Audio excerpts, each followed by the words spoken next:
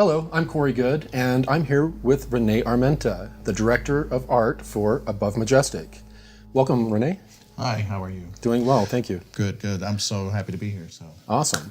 Could you start off by telling us how you joined the team? Sure. It was back in 2016, and I was looking at one of the cosmic disclosure transcripts on your website. And there was an advertisement to, hey, can somebody help out with a logo? And I submitted a few logos, and next thing I know, I was invited into a smaller private group to have discussions, and then that's where Roger and I met. Right. And yeah, in the beginning, you even started out helping us with presentations, and it turned out that you had quite a bit of experience in that and had done it for a prestigious awards ceremony. Yeah, I did do for the Oscar nominations, which is a press conference that they would hold every year, and obviously, and so I would help out with that presentation. That would be something I would craft and create for them. And as we saw more and more of your skills, we started asking you to do more and more.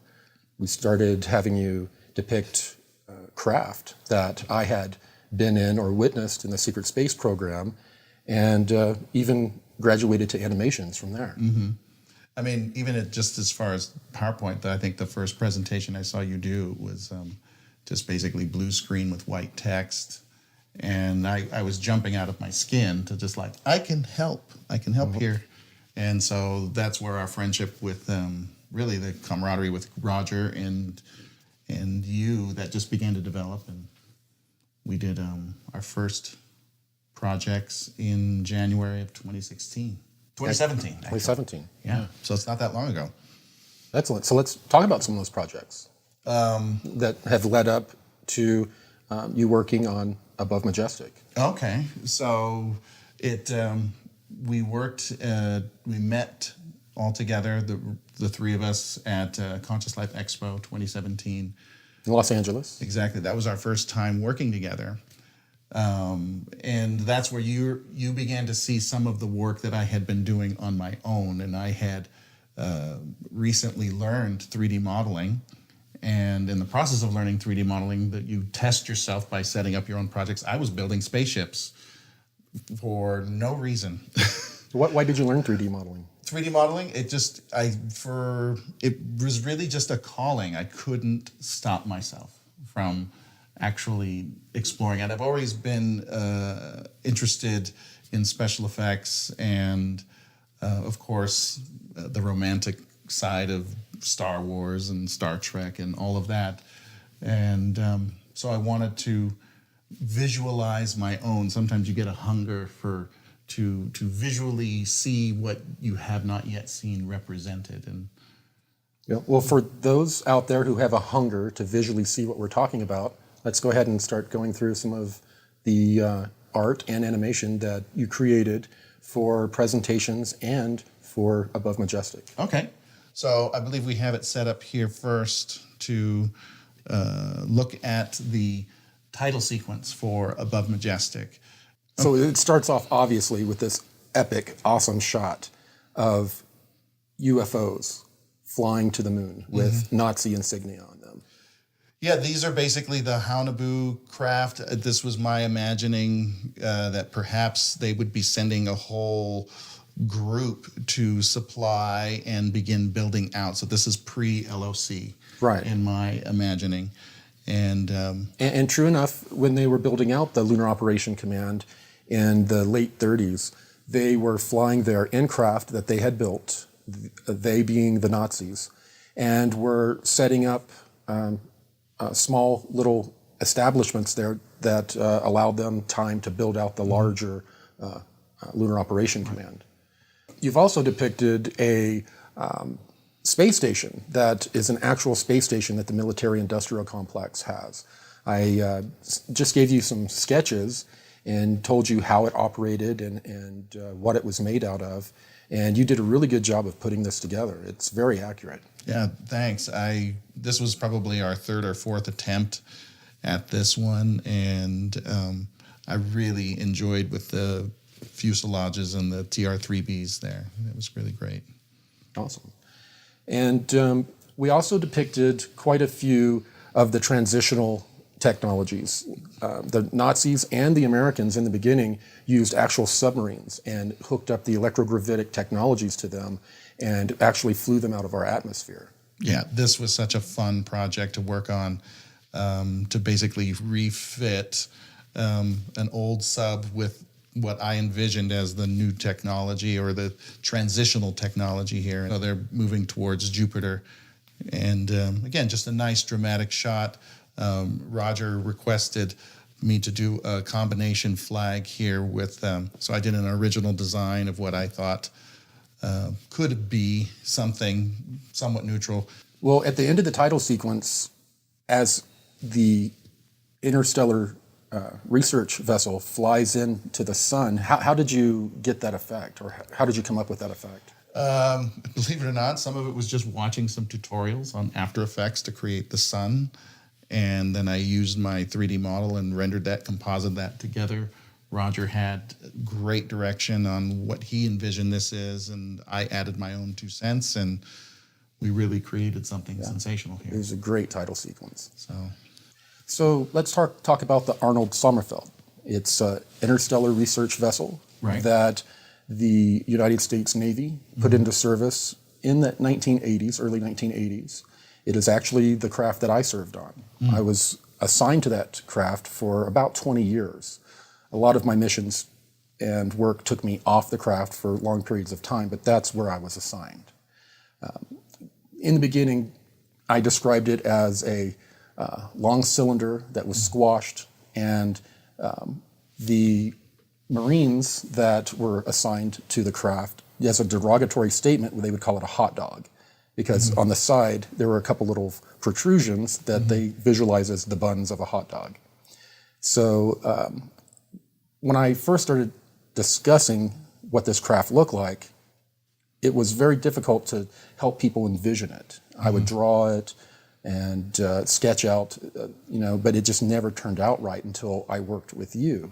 And we were able to connect somehow, and with the art it's not really art, the sketches that I made, you were able to extrapolate very closely to what the vessel looks like. I'm so glad to hear that. What we're looking at here is basically the first generation drawing, and this was actually based on probably the images that showed up in Cosmic Disclosure, and that's really all that I had at the time. And I was just so excited to be working with you that I was just, this was not even requested. I think I just made this one. And that, I think that's probably what kind of caught the attention, that, what can we do with 3D as opposed to a Photoshop version? And then you began to create drawings for me. Very artistic drawings. These were great. I mean, these are so essential to the process. And I believe we did this over the phone. Or we Skyped this. We weren't even in person. Yeah, I drew them out on paper, and then I actually photographed them with my phone and sent them to you.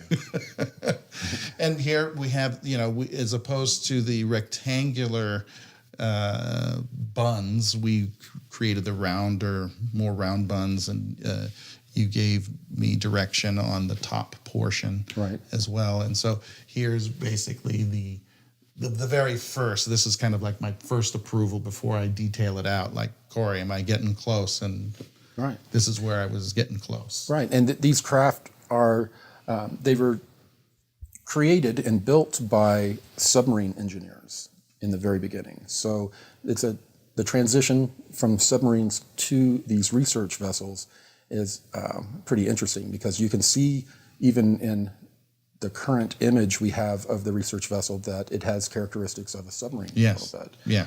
And the submarine was suited perfectly for outer space, almost perfectly. Very little modification. And the engineers who developed these vessels based most of their concepts on how submarines work, the enclosed atmosphere control and all of that. That's so interesting to hear. I actually was building this before I built the early German sub, so I didn't even, it was just kind of an assumption for me. at this point, I Right. think, in our conversation. Right. It's just a natural evolution that occurred, and we'll in a little bit here we'll see some of the more modern craft that we evolved to. So this is just one of the beauty shots that once I got the model pretty much close, you mentioned that it had kind of bulbs of technology on the outside. Pods. Exactly, those pods that had like a flight deck on either side for the buns, so to speak, and For smaller triangular Right. craft that flew in and out of the bays. And the pods had all types of instruments that gathered scientific information and also telemetry for security of the solar system, which is Solar Warden. That was what it was developed for, being a warden for the solar system. Wow. In this drawing, you were trying to communicate that it's all modular. Right. And that it looks like inside you almost unscrew it like a cigar case. Right. Well, it is. It's a large cylinder fuselage, and there are different areas that are have silver bands all the way around, and those silver bands split in two, and they're actually two pieces that come apart. Okay. And while in dock and outer space, they can swap out these sections, and they can also on certain bases, like in Utah and in Antarctica, they fly these craft down in and do all types of maintenance on them. They can add a completely different sections to make it a longer tube, or they can take it in its current configuration, remove the hull, and then remove inside all of the little modules. They could have different modules for different types of experiments or missions, and those modules are taken out, and then new modules are put in, and then it goes on a new mission. I'm so excited to have that possibility that we can even visualize this part in the future. So, yeah, some of these craft, as they add sections on, they get quite long, and there are larger craft, these interstellar, basically motherships that are a kilometer long, that are just long cylinders. wow. This was my concept sketch of us connecting them in one way. I was still... Yeah, it was hard to describe how these vessels will dock with each other. Right. And I explained that there were systems that came out that had walkways on them, that came out between ships and grabbed onto each other. Right. And that sometimes these ships would dock and travel. They would travel as a cluster. There'd be one in the middle and then cylinders all around, and they'll travel as one big unit. And then when they arrive to a location, they can split up, they can break apart and split off and then go in different directions. Yeah, and that's what you were trying to show here in this drawing, and I've yet to take a successful stab at it. Well, from a distance, when you're flying up to these configurations, you think you're flying up to a giant space station because there'll be like T sections, L sections, and as you get closer and closer, you see that it's just a lot of these vessels attached. So actually, they'll fly in space sometimes at 90 In degree configuration, angles.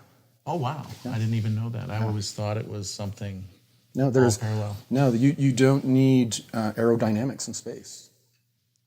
Oh well, that's going to be fun to depict. Yeah. So this was kind of a later version of the arm. I know I didn't really get the grapple right.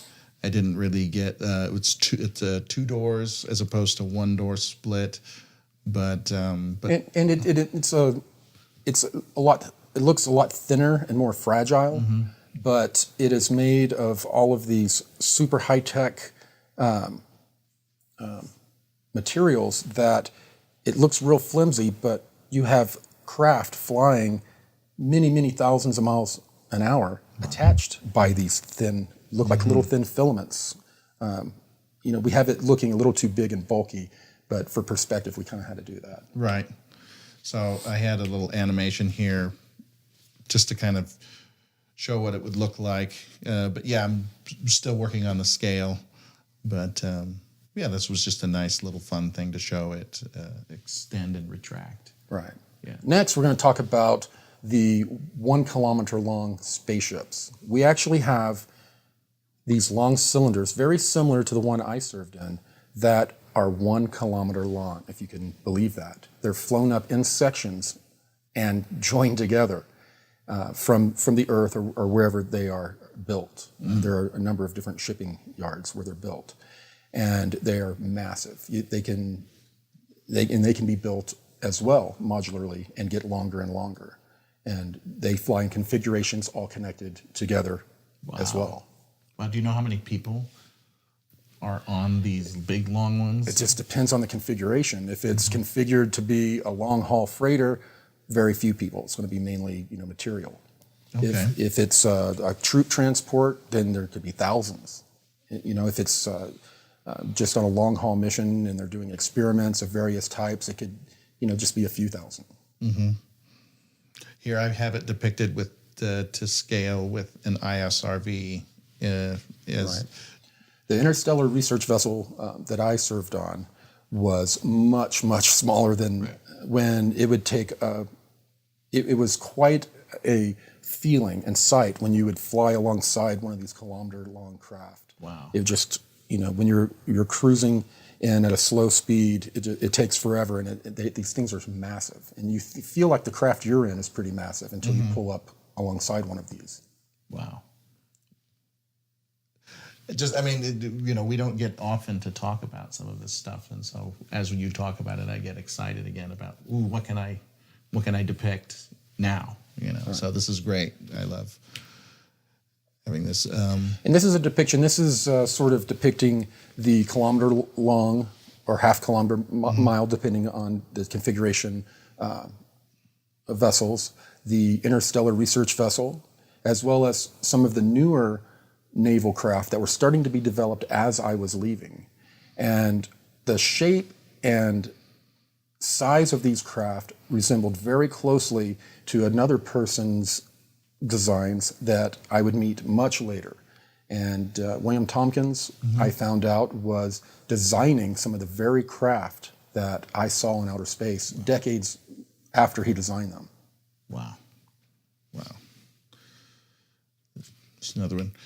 I did, I'm a child of the 70s, and so Battlestar Galactica was absolutely there. And so this is kind of an animation of kind of the Battlestar Galactica version, just this big, massive fleet. Armada, right? Yeah, exactly. I'm not sure if they ever flew like this. It sounds like they might have been more connected in a configuration for safety, but that was my vision of just this, like you said, an armada. Right, that's very interesting.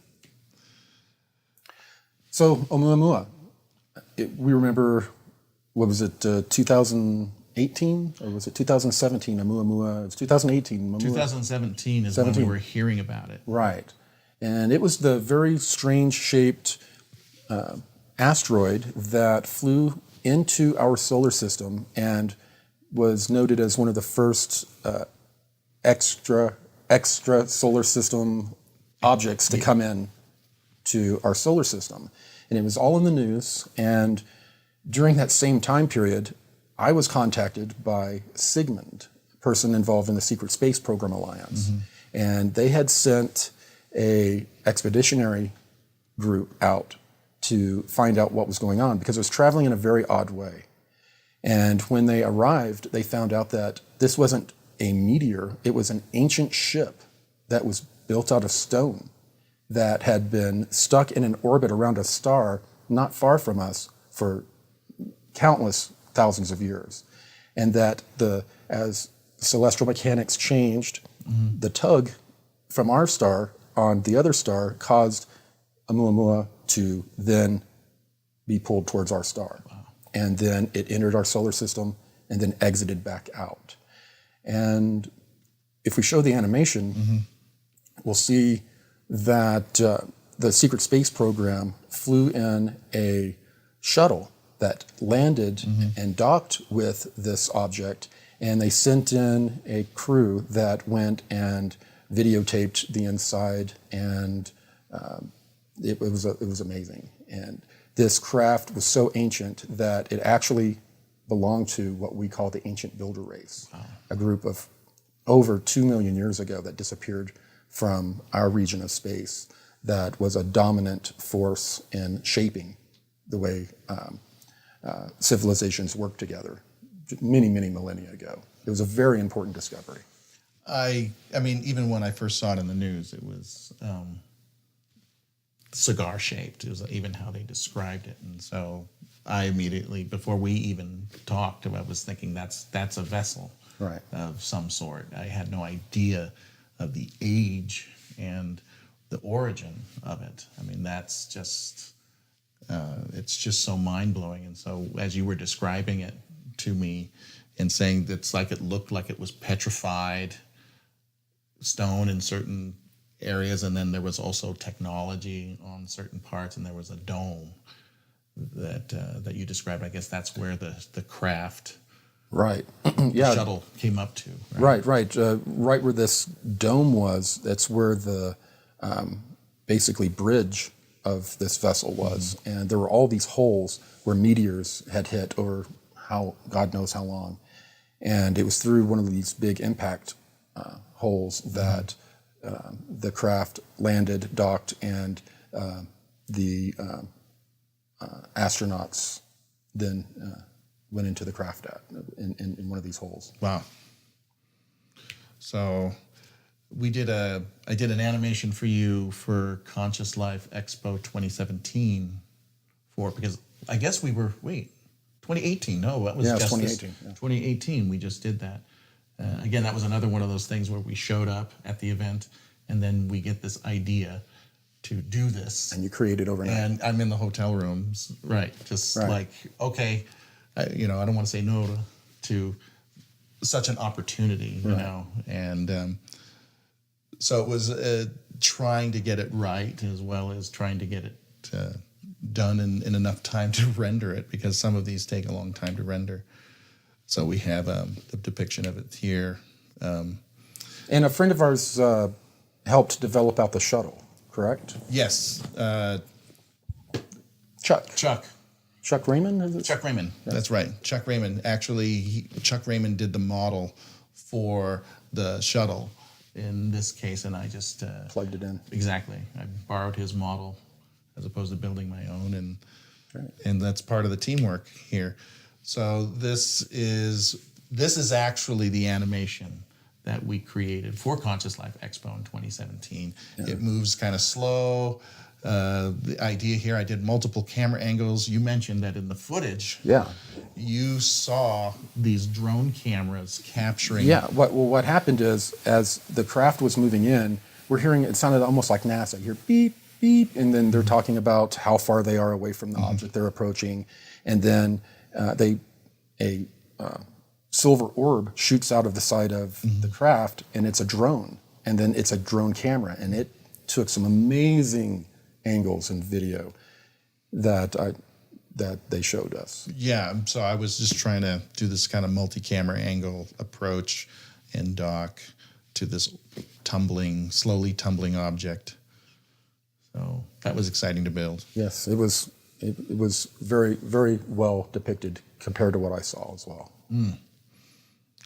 For Above Majestic, for the title sequence, Roger wanted me to do it. He had heard that it had passed by Mercury, and so we thought it was kind of a romantic idea. Let's do the same shuttle docking around Mercury. Not that that's where it happened, but that was what we kind of came up with as an idea here. And so slightly different camera angle. We're not switching camera angles on this one. Mercury, very interesting color. We found an interesting planet map that had this color. We thought it was beautiful. And again, just thank you, Chuck, for the use of your shuttle craft model. We talked about in the beginning, in the title sequence, the Nazis had, and the Americans later on, had retrofitted submarines with this electrogravitic technology. And it looked very similar to in World War, my grandfather was in World War II, and he talked about how they would degauss ships, to where if they would go over a mine, it would not give the magnet in the mine a metal to detonate the mine with, the detection of the metal. So it looked very similar when I had seen pictures of the windings that they had around these submarines. Yeah, I saw some pictures of that degaussing, so Right. that's what I borrowed from. Right. So it was very clever of them, to not have to build out entire new ships to test out the technologies, the Nazis. And they retrofitted the technology to these submarines, and they flew them into space and were able to do recon of the moon, Jupiter, and other places. Wow, that's amazing.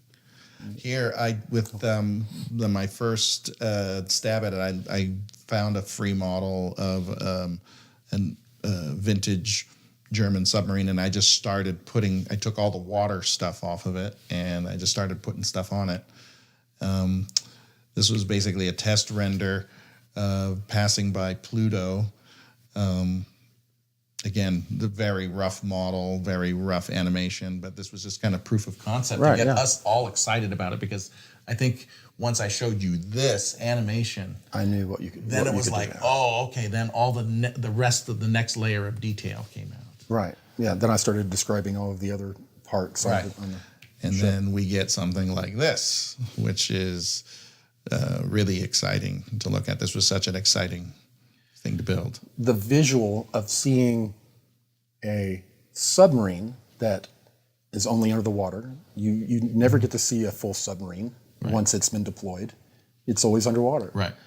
The visual of a submarine lifting up and leaving the atmosphere and then traveling through space it's an amazing visual. Yes, I'd actually like to do something a little bit more higher quality version of that, just to actually, because I imagine, would they come out of the water, or were they building these in dry dock? Well, they were building them in dry dock. Right. I didn't hear them lifting up out of water. I've heard of them. They were building them in these secret bases that they had with slave labor, they being the Nazis, and then they would test them from there. They wouldn't put them in the water and then launch them from the water. So it wouldn't be a stretch to consider that maybe they built these spacefaring versions in Antarctica and probably launched them out of Antarctica. I'm just fantasizing about that. They definitely later on were building craft with slave labor in Antarctica, and then later on handed over that operation to the Americans. But they were mainly building these in German and occupied territories. Okay. In Germany and occupied territories. Interesting. So I wonder if there's any sightings of these taking off in the middle of the night out of the Black Forest of Germany or something. They were really developing this technology a lot during that time period. It wasn't really until they had pretty much lost World War II that they were at a point where they were able to build these things, not really in mass, but enough of them to make a difference. And they weren't able to weaponize them for some time. They were able to fly these things around, but they had kinetic weapons. If you're flying and you don't have gravity and you fire a kinetic weapon, it's going to send you spinning around. Right. So they had to develop all of these directed energy weapons and other technologies. So it took them, these technologies didn't get developed until after World War II fully. So the technologies were not there to help them win the war. This next thing is really kind of more of a brainchild that happened between me and Roger. It wasn't really something that you told us. This was the idea that somewhere between these first generation submarines with basically the cable wrapped around the fuselage, that perhaps there, and then the interstellar research vessels, the cigars that you're familiar with, that there's somewhere there may have been a transition, that there might have been something. Right. And so that's where I was, I just kind of took to it, and I just concepted, I think I took the strongest, most advanced submarine that the Germans had and then I modded that one. Just extrapolated from there. Right, exactly. I figured that's what they would use. They would use their flagship, you know, no holds barred, just sub, and then they would fit that with their space tech. It's definitely an interesting concept. Yeah, so definitely a concept. So the Germans, after they experimented with the submarines, they began to build out circular craft, the flying saucer that we have become familiar with. They had 3 different sizes. I don't recall offhand exactly the sizes. They were like 20 feet and I can't remember, like 60 or 90 feet across, and then another one that was really large. And these were used for carrying troops and materials to places like the moon when they were building out the Lunar Operation Command. Interesting thing is they call it the Hunneboo. And in the programs, the American military started calling it the honeybee because it made a buzzing, humming noise. Oh, wow. So they would call it the honeybee. Cool. These were just some concepts that I had actually based on some other stuff that I had seen on the internet, to be quite honest. Yeah, and then there were some on the internet that depicted cannons Right. on the bottom of these craft, which I just described don't work well. exactly. With a kinetic weapon, if you fire, when you shoot a projectile out, it's pushing back Exactly. as well. So it sends the craft spinning. So these were based on an inaccurate concept, but again, for me, it's always fun to just kind of build something. I don't even know if you guys were asking for this model at this time. I think I just kind of jumped in, and so I was kind of creating really without talking to you. Yeah, you were on a roll. So I kind of created a little nest for them to hang out in, and again, this is just kind of the stills with the guns removed for the Above Majestic title sequence. And right. And to note the pods that you see on the bottom, you see 3. They have those even to this day on the Tier 3B craft that we fly. And inside are spinning, back then, I don't know what they use, but now they use a type of ceramic, treated ceramic, that is spinning within a field. And they call it a disco ball. Joking around, they would call it a disco ball. And it creates gravity nullification. And then they use conventional jet engines to propel the triangles. okay, They were actually developing, the Nazis were actually developing out the ability to use these pods as the propulsion system, not only to nullify gravity, but to also propel. True electrogravitic propulsion. yeah, I that explains why there's the grills on the sides of the TR-3Bs. Yes. That's for the jet propulsion. Right. The directed jet. Interesting.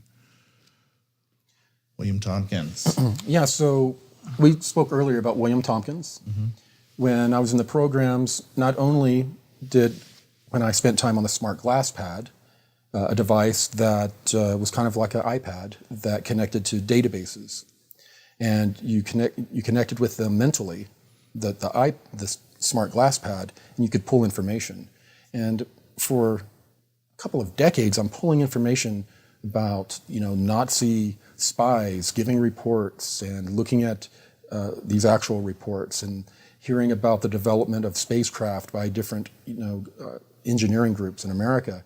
Little did I know I would actually meet one of these people and meet a person that contributed to both the Smart Glass Pad information and the development of space vessels for the United States.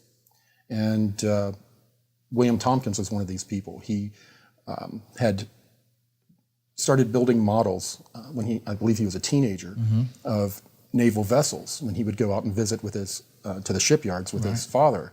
And they were so accurate that it caught the attention of naval intelligence. There were radar dishes that no one was supposed to know about that he had accurately depicted. And they came, and after they interrogated his father for a while, they ended up bringing William into the Navy to do ship design and other work for them. Wow. we had a chance to meet Tompkins in person for the first time. I guess it was March-ish 2017. That's right.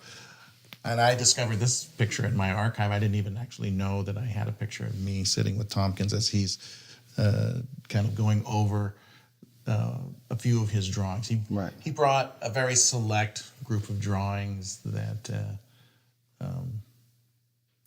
are pretty much publicly out there. We didn't get to see anything that the public hasn't already seen. But it was really such a great honor just to sit there and talk with him about stuff. So this is probably the most famous drawing. It is, yes.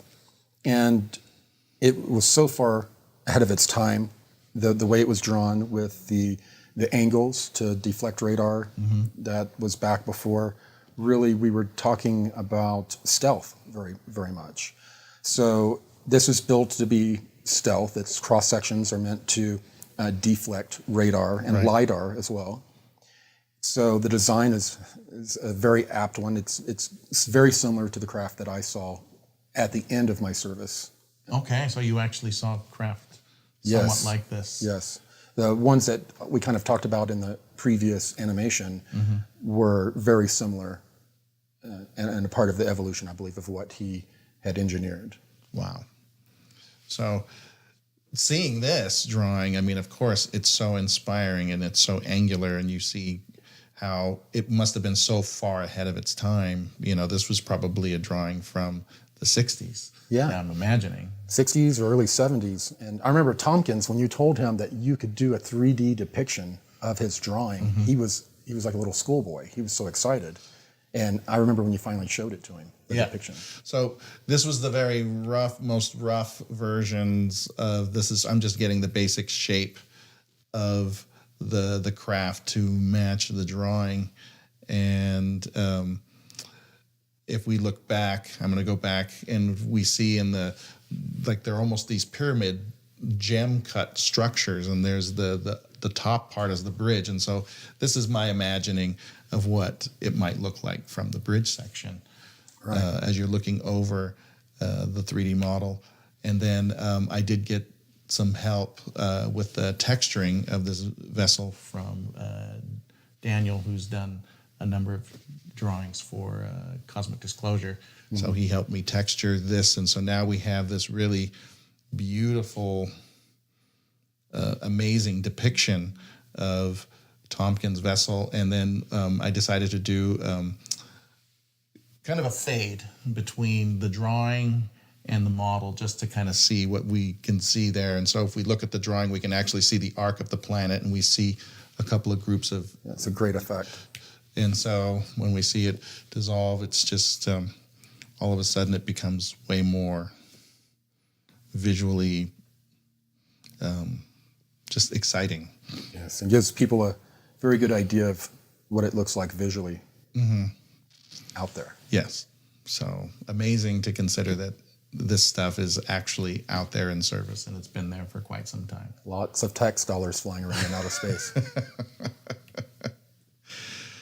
So I think this brings us to the last craft. Yeah. The Dart craft is a craft that began picking me up by the Secret Space Program Alliance. I would be picked up and brought to meetings at the Lunar Operation Command or other places.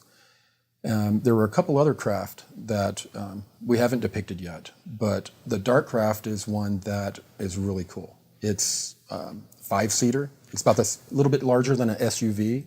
2 people in front, 3 seats in back, and it's extremely fast. Now, when you first told us about this was back in, I think it was the tail end of 2016 that we were first hearing about the Dart coming into your backyard in Texas. Yes, I was describing it in a lot of my updates and reports, but people were having a hard time visualizing. And so was I. I mean, so here I was just taking some stabs. These are my I'm just getting the rough shape of it out. And, I was envisioning it on grass, again, very simplified. And this really wasn't hitting the mark. I remember every time I'd show you one of these, you'd kind of give me the, yeah, it's nice. But it wasn't really hitting the mark for you. And so I went back again. Yeah, and I sent some sketches. Yeah. As well. And this was my second version, and again, failing to hit the mark.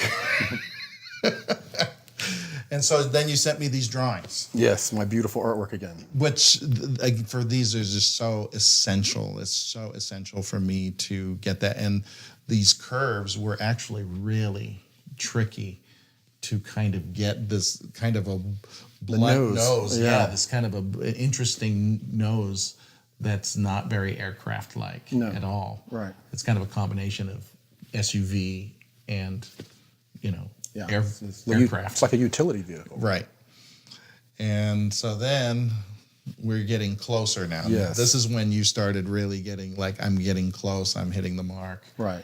And good enough to proceed. Good enough to proceed, because we really wanted to animate this. We had done an animation earlier of this. That's right, for Conscious Life Expo. Exactly. And I pretty much described what it was like to fly in when I first started visiting the Lunar Operation Command at the beginning of my service in 1980.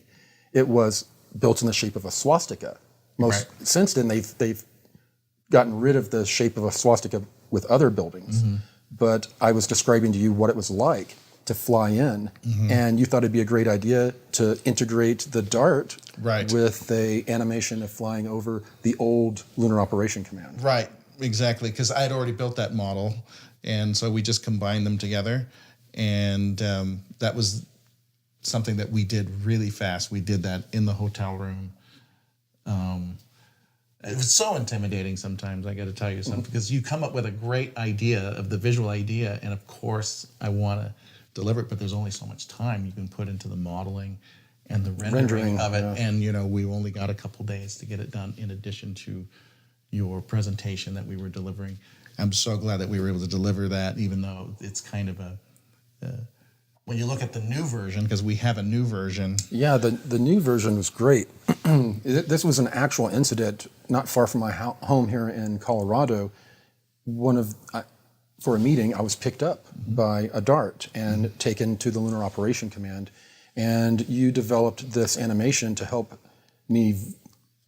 people visualize my experience. So, yeah, this depiction has been very helpful. It shows, how you get into the Dart, and approximately what it's like to fly to the moon in such a short period of time. Right. I mean, it's like the moon just grows in front of you. That was so exciting. When you were describing that part of the story, it was really, I wanted to take on the challenge of doing that. Wasn't sure even how I was going to do it, but here it is. Inspired 2001. I mean, how can you not be inspired by 2001? I mean, that's basically what these camera angles are. Yeah.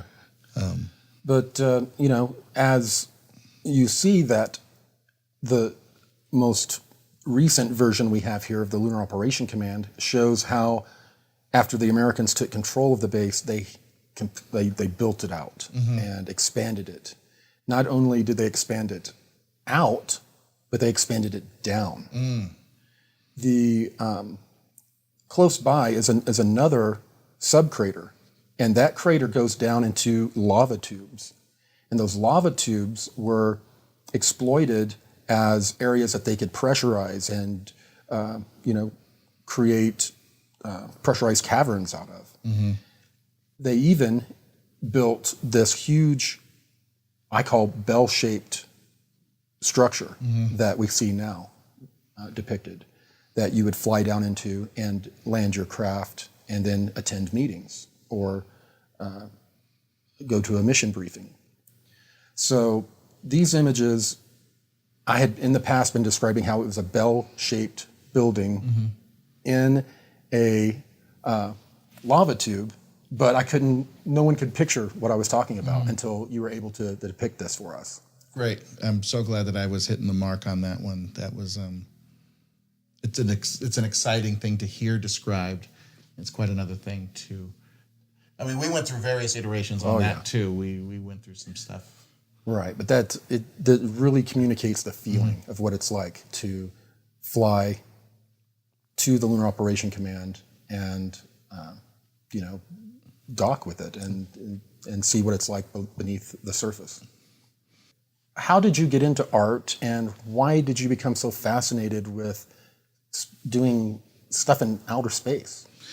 Well, it's interesting because my father was a draftsman, and he got a job at Teledyne Ryan Aerospace in San Diego. And as it turned out, we're hearing Tompkins talk about where he was having these meetings. I mean, he was probably having these meetings less than a few miles away from where my dad was actually working. And at some point, my dad got a top secret clearance. And so I actually didn't know a lot of what my father was working on. He could have been working on some of this very stuff we're talking about. Exactly. And so he was probably working on, so he worked on Surveyor. These are the things that he's told me he's worked on. He worked on Surveyor, he worked on Viking, but he also worked on Apollo, which you would think I would know that growing up. I mean, we had a poster of the moon with some poetry, and it was signed by a couple of the astronauts that went there. But as a kid, it's just in your house all the time. You don't necessarily think, but that was my father, his romantic connection to it. We had a Saturn V rocket model in the home, and just didn't think that. But then I learned much later. I mean, I was an adult by the time I learned that my dad worked in Apollo, and he showed me these tie pins that they would give only to people who worked on the programs.